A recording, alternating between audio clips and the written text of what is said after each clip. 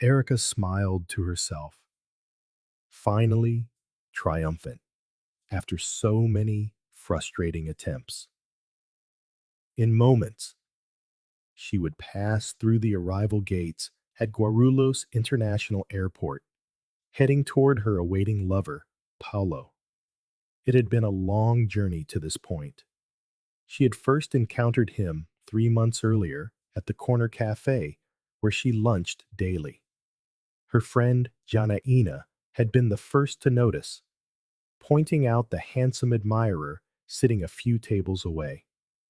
When Erica glanced over, he smiled at her, and she, caught off guard, blushed and returned a shy smile before turning back to her companions. In the weeks that followed, he appeared every day at noon, his gaze always warm and inviting. Erica felt flattered by this stranger's clear interest. One day, as she sat at her usual table, a vase of flowers appeared. Inquiring with the waitress, she received a note. My dear Erica, I've had to be away for a while. May these flowers remind you of me. With all my love, Paulo.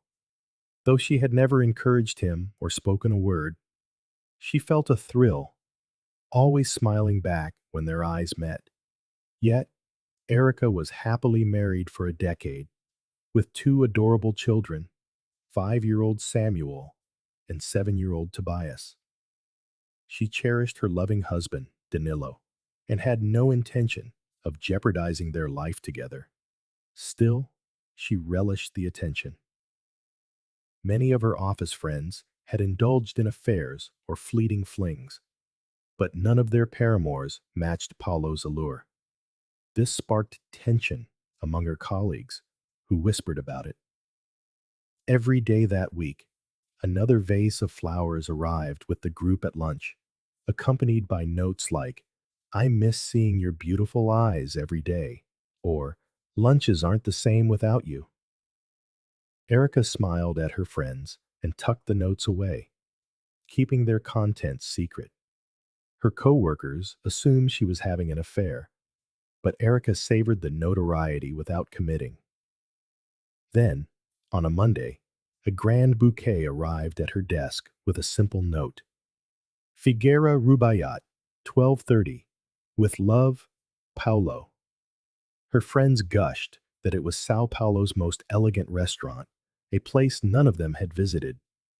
Erica hesitated. She had never meant to get involved. But it was just lunch, she reasoned, an innocent outing. She decided to go. The restaurant was more impressive than anything she had experienced.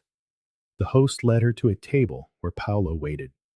He stood, kissed the back of her hand, and said, Thank you for coming. I know you only have an hour, so I took the liberty of ordering for us. Erica mentioned her friends would cover for her if she returned late. They talked effortlessly throughout the meal, with Paulo sharing stories of his recent trip to Rio de Janeiro for work, though he never specified his job. Before she knew it, lunch ended, and Paulo suggested they meet again. Though unsure, Erica agreed when he mentioned another fine restaurant, assuring her there were no strings attached. He simply enjoyed the company of a beautiful woman. From then on, their lunches became a ritual, 2 or 3 times a week at Sao Paulo's finest spots like Dom or Mani. Paulo never made overt advances, but Erica found herself gradually falling under his spell. One day, he invited her to a concert at the Municipal Theater, tickets in hand, but no companion. She accepted, excited by the prospect, and that night marked the beginning of her betrayal. She lied to Danilo, saying she was going with a coworker, Sofia. He had no objections, as classical music wasn't his interest. They dined before the concert, and Erica indulged in more wine than usual. By the end, she was relaxed, and in Paulo's car, they shared a passionate kiss. Her phone rang. It was home. Her mother, Marcia, explained that Tobias had fallen off his bike and was at the hospital with Danilo, but all was well. Shaken, Erica asked Paulo to drop her near her house discreetly. When she arrived, Danilo assured her Tobias was fine, just minor scrapes, though the hospital visit had been chaotic due to a fight over an unfaithful wife. Irony escaped Erica as she deflected questions about her evening. The flirtation escalated through emails, which grew bolder over weeks. Paulo invited her to Rio for a romantic weekend, and she seized the chance, lying to Danilo about a girls' trip. He didn't protest, though his distance was palpable. On the train to the airport, as she pulled away, she thought she heard him call out, but the words faded. Now, stepping into Santos Dumont Airport in Rio, Erica embraced Paulo, whispering, "Finally, we're together." They kissed and hailed a taxi, with Paulo outlining their plans, hours in their luxury suite, followed by coffee on Copacabana and a show at Vivo Rio. For Erica, everything felt perfect, at least for now. Erica's head spun as they arrived at the hotel. Paulo headed to the reception desk to check in, leaving her standing nearby, gazing at the opulent lobby. Suddenly, a man beside her spoke her name. "Senora Erica Silva," he repeated. "I have a package for you. Please sign here." She took the offered pen and signed, noticing his badge with her photograph. A knot tightened in her stomach as he handed her a large brown envelope bearing her name. Inside, she found a photograph of Danilo and the children holding a sign that read "Goodbye," with a scrawled message on the back. "Why, Mommy?" The weight of her choices crashed over her, and tears streamed down her face. Danilo knew she hadn't gone to Rio with her friends, and he must know about Paulo. Just then, Paulo returned, his check-in complete, and saw her crying. "What's wrong?" he asked. "My husband knows about you, about what we planned," she whispered. He shrugged. "So what if he does? He's in Sao Paulo, and we're here in Rio. What can he do about it? Divorce you? Perhaps." "That's exactly what he'll do," she replied. "Look, Erica, he was bound to find out eventually. Husbands always do. He just learned a bit sooner than expected. Don't let this ruin our weekend. Let's go up to the room and make the most of it. We only have an hour or so before dinner." In that moment, Erica realized Paulo's interest in her was purely physical. He didn't care that her marriage to the man she loved was likely over. He only wanted to seduce her, as he'd hinted in his emails. When he urged her again to follow him, she refused, but he grabbed her arm discreetly, twisting it behind her back and kissing her deeply to silence her protests. "Listen, you little fool," he whispered. "I've spent months and a fortune to get you here. Now, my friends and I are going to get what we paid for. The more you resist, the more you'll regret it." He dragged her toward the elevator, his grip unyielding as she made a scene that drew curious glances. Paulo smiled smoothly and said something in Portuguese that made the onlookers laugh, diffusing the tension. The messenger with their bags was already inside the elevator, pressing the button for the 6th floor. Erica's fear escalated. She knew nothing about this man, and now he was pulling her into a room where he, and possibly others, intended to harm her. As the doors closed, 4 burly men entered. My God, Erica thought, are these his friends? 5 of them? She pleaded silently for help, but before she could react, chaos erupted. Paulo suddenly lay unconscious on the floor, no longer holding her arm.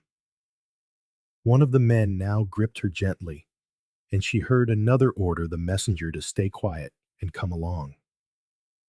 The elevator stopped, and they pulled her into another one, which began descending instead of rising. Terrified, Erica screamed, but a stern voice cut her off. "Shut up. Why the hell did he bother sending us after you? If you were my wife, I'd have let you be the fool he meant to make of you. Now quiet. We don't need the civil police involved." The elevator opened in the basement parking lot, and they bundled her into a waiting car. As it sped away, she glanced back at her rescuers and recognized two of them from Danilo's company Christmas party. She thanked her lucky stars for her husband's watchful care and wept anew. At Santos Dumont Airport, the driver handed her a ticket to Sao Paulo and retrieved her bag from the trunk. She boarded the next available flight, desperate to return home. Arriving by taxi, she found the house dark, her car in the driveway, and a for sale sign in the front yard. Her key didn't work. An envelope waited under the wiper blade. Inside was a note. "Erica, you can't enter the house. The locks have been changed. Your clothes are at your mother's. The children and I are on vacation. When the house sells, you'll get your share, though I don't think it's fair. If you wish, give it to your pimp, Paulo Ferreira. That's what easy girls do." The note was unsigned, but she knew it was from Danilo. Overwhelmed, she sat in her car and cried before driving to her parents' house. Her father, João, opened the door and called over his shoulder, "Marcia, our little fool is back. Should I let her in?" They did, and as she settled in, her mother poured her a brandy. "Danilo told us everything," her mother said. "You were foolish enough to betray a good man. Someone at your office tipped him off about Paulo Ferreira pursuing you before you even spoke." Erica recalled a conversation with Danilo about people divorcing over infidelity and how she'd agreed that was the only option. "Why didn't I realize he was warning me?" she wondered. Her father interjected, "If Danilo had stopped you, would you have been more careful with your next fling? He didn't want that headache. He believed you'd see your mistakes and come back before it was too late." They explained how Danilo had tracked her every move, the lunches, the emails, and even arranged for her to be called home from a concert when Tobias was hurt. Her father continued, "I saw you with Paulo at that café and knew what was happening. And his real name isn't Paulo Sousa. It's Lars Pedersen, a dangerous criminal." He handed her a file Danilo had left. Inside were police reports. Lars was wanted for drug smuggling, human trafficking, and possibly murders. There were lists of her meetings with Paulo, transcripts of their emails, and warrants from multiple countries. "Danilo got this report last week," her father said. "His investigations tipped off the police, and they acted when you were in danger." Erica felt sick. "Where did he take my children?" she asked. "We know, but we promise not to tell," her mother replied. "Danilo still loves you deeply. That's why he went to such lengths to protect you. Now, it's time you swallowed your pride." The next morning, over breakfast, her father mentioned that Danilo had booked and paid for a month at the Hotel Tivoli for her, with full board, near her workplace. She could use the time to find an apartment. Shocked, Erica protested, but her parents made it clear. Her siblings wanted nothing to do with her, and this was her chance to rebuild. As the conversation ended, Erica realized the depth of her folly. She longed for her husband and children, for her life back. "What will I do?" she wondered. Her mother turned from the sink. You've made your bed. Now lie in it. Start with a dose of humility. If I were in your shoes, I would begin writing to him at once. Beg him to take you back. You will have to convince Danilo how much you love him and that you will never do something like this again. But don't expect him to be easily persuaded. You are the only one who can rebuild your marriage, and it would be wise to be careful what you do and who you speak to. From what I saw in that folder, I imagine he had someone watching you. It might be why he booked you a room at the Tivoli Hotel. Any of the other guests could be working for him. Erica spent the remainder of that Saturday composing the first of many letters to Danilo. Her father suggested she also include a note for the children, as she had let them down too. He took the letters, promising to send them on. For now, all contact with Danilo and the children would have to go through her parents. Then, she checked into her room at the Tivoli. On Monday morning, she went to work as usual. Her heart wasn't in it, but it kept her mind occupied. The girls all asked how her weekend in Rio had been. She said as little as possible, only that it was a disaster, and she didn't want to talk about it.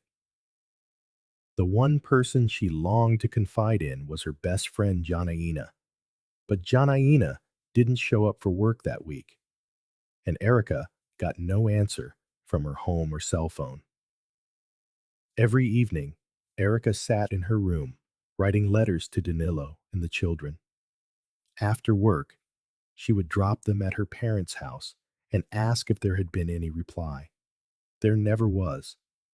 Erica made a point of taking all her meals in the Tivoli's restaurant.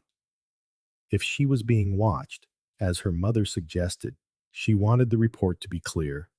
She was alone. The following Monday, a rumor rippled through the office. Janaina wouldn't be coming back. One of the girls approached Erica. Hey, she whispered. Word is Janaina was arrested in Argentina for drug smuggling. You were her best friend here. Do you think it's true? Erica didn't know, but a chilling thought began to form. It was Janaina who had first pointed out Paulo. Janaina who had insisted he was interested in her. It was Janaina's insistence that there was no harm in a pleasant lunch with a handsome man that had persuaded her to go. It was Janaina who had convinced her she could get away with a weekend in Rio with him.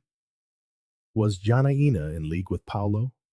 Had she orchestrated this entire situation? Erica supposed she would never know. A few days later, police officers visited the office, speaking to some of the girls in private.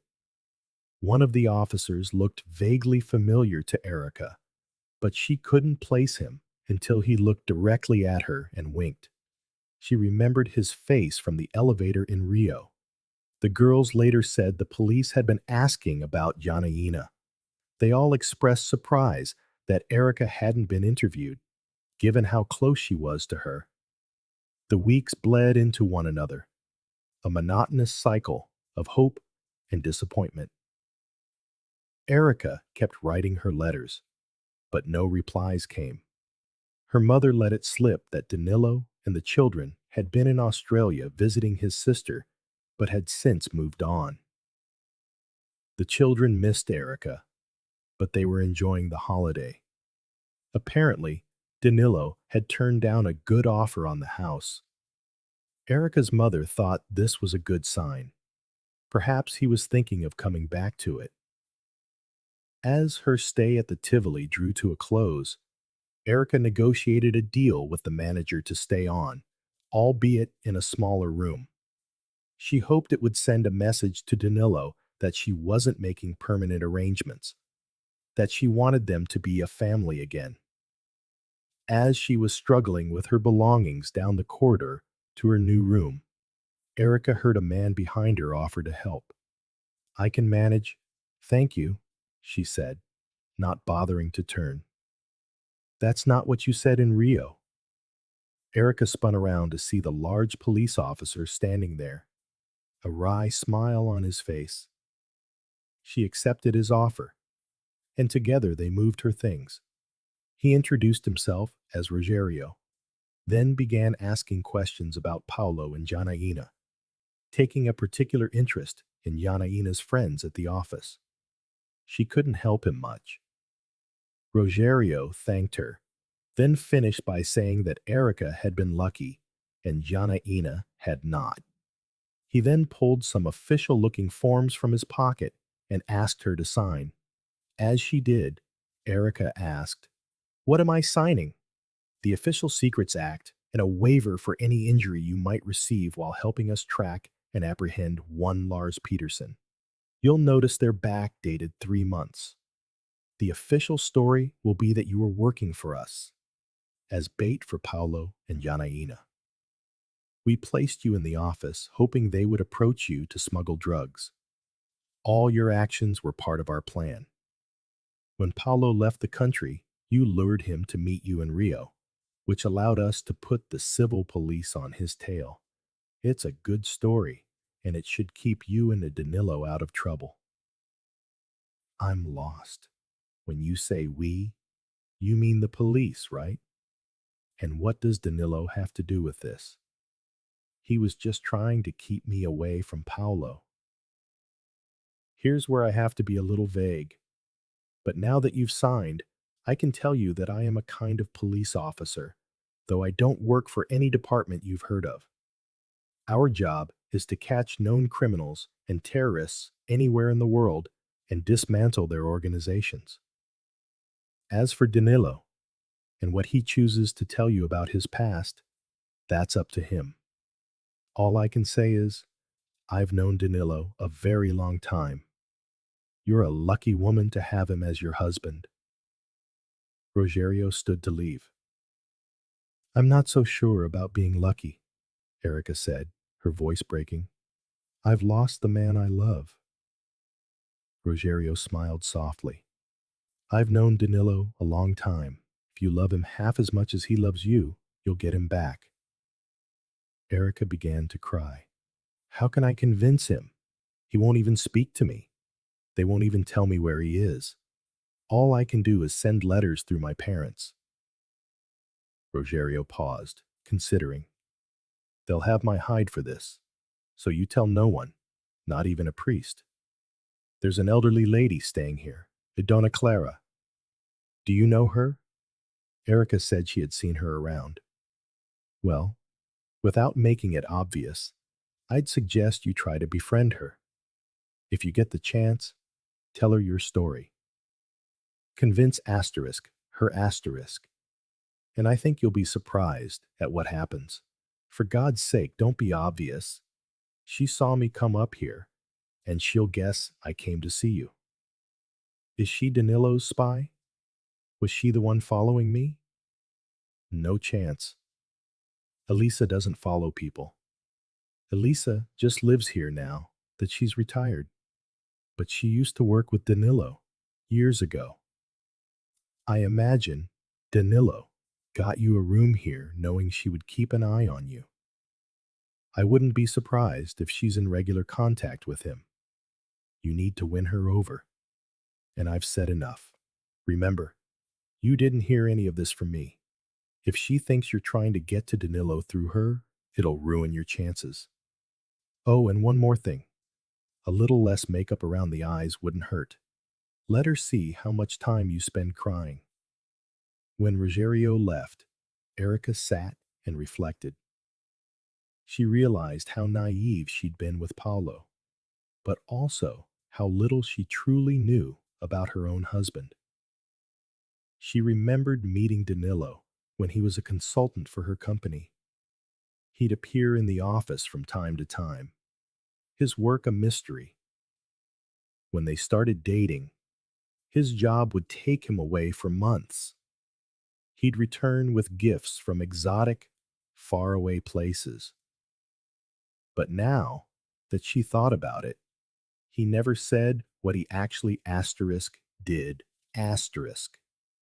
His stories were limited to descriptions of places and historical sites. Once they were married, his trips became shorter, never more than a week, usually within South America.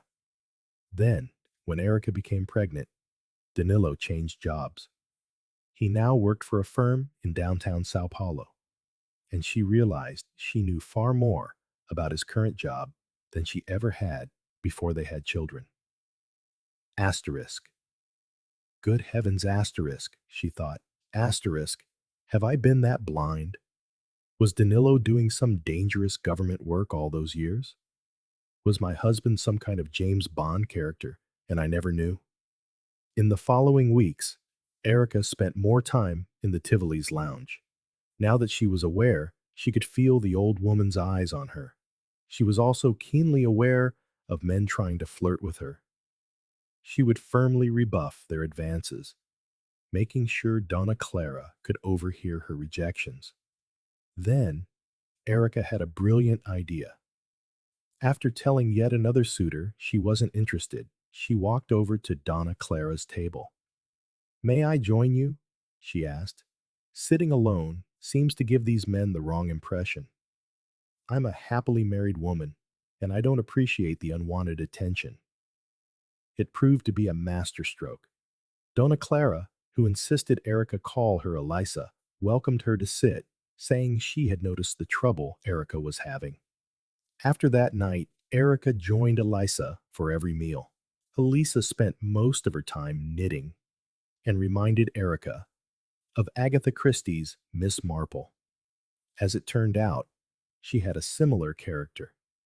Elisa seemed to know everything about everyone in the hotel and soon began gently probing into Erica's troubles. After one such session, Erica broke down in tears and fled to her room. The next morning, Elisa apologized for upsetting her, but Erica confessed she needed someone to talk to. And so Erica told Elisa her story, as much of it as she dared, leaving out any mention of Ruggiero. She spoke of how much she missed her husband and children, how she couldn't understand what had possessed her. She had been perfectly happy. Paulo's seduction had been so subtle, so slow, that each step toward infidelity was so small, she hadn't realized what was happening until it was too late. Over the next few weeks, Erica felt as if Elisa was conducting a gentle but thorough interrogation. She guided her through the story again and again, and Erica sensed she was searching for inconsistencies, peering into her very soul. It was during one of these conversations that Erica saw Elisa's eyes suddenly light up. Erica turned to see what she was looking at and saw Ruggiero standing at the bar. He ordered a drink and walked over to their table, a broad smile on his face. Looking at Elisa, he said, "How are things? Asterisk, mama, asterisk." "You know," he added, turning to Erica. "She always insisted we call her mama in the old days. I just got word an old friend of ours is arriving tomorrow morning. I was wondering who I could get to help me with his kids, while our friend sorts a few things out with his wife." Now, who could be better than our Elisa? "Oh, and by the way, you'd better bring your new friend along. I think we're definitely going to need her." The next day, Elisa and Erica arrived at the Luz station to meet Danilo and the children. While Elisa looked after the little ones, Erica and her husband had a moment alone. She tried to hug and kiss him, but his response was cold. Erica had spent the night replaying Ruggiero's words, assuming that after all this time, after behaving so perfectly, she would be welcomed back. But Danilo's first words were not of forgiveness. He asked about the day she had boarded the train to Rio. He reminded her that he'd shouted something as her carriage began to pull away. Erica remembered hearing, "It's not too late." But that wasn't what he'd said. "What I said," he corrected her, his voice devoid of all warmth, was, Asterisk, it is too late, asterisk. With that one sentence, Erica's world tilted on its axis. Her memories began to reframe themselves. She saw with sudden, brutal clarity that everything, the letters, the hotel, the surveillance, the hope her mother had offered, even Elisa's interrogations, had not been a test of her remorse. The last few months had been nothing but a meticulously crafted game, a performance designed by her future ex-husband to make her feel the full weight of his own suffering. She was pulled back to the present when Danilo handed her the divorce papers. Subscribe to the channel and ring the notification bell. It's a quick and easy way to support our work and allows us to keep creating new content for you.